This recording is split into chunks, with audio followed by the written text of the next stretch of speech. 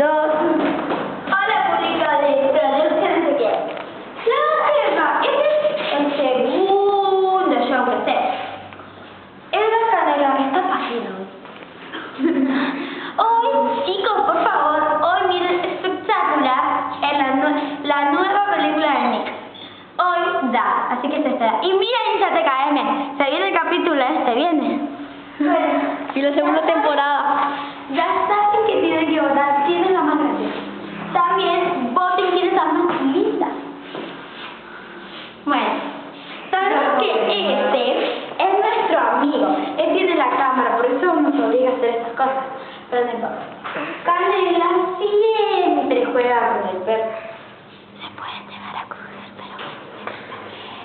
lo que pasa es que Canela se aburre. La acaban de operar y estaba delirando. Te toca decir tú. La Antonella no le gusta hablar mucho porque es tímida. Soy tímida, no tengo nada. Bueno, deja de coger algo y párate, nene. Hoy es un show donde tenemos que hablar de espectáculo. Noah, dale, grabame.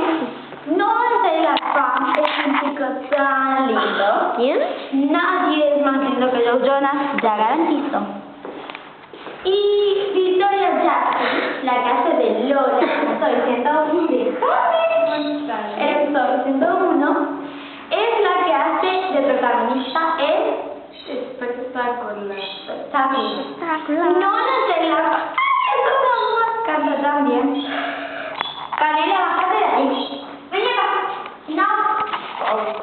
El bueno quiere como no te juntar. Bueno, ahora Antonella nos va a decir dónde vive. ¿Dónde vive y en qué ciudad? Y de qué falta. Dale, yo vivo en Buenos Aires. En Rosario. Y yo vivo en... Va a vivir acá. Dale, nosotros vivimos en Rosario. Él vive en... Buenos Aires, Tucumán. En Buenos Aires. Y no vive en Rosario, es una ciudad que no sabemos cuál es. Pero vive muy cerca de Rosario. Siempre está con nosotros. Y ahora es como nuestro hermano. ¡Grabame! Y nos fuimos de viaje aquí. ¡Ay, Ezequiel! Y nos fuimos de viaje aquí. Acá. Ay, Escuchen, ella habla neutro. Yo no le entiendo nada de... Ay.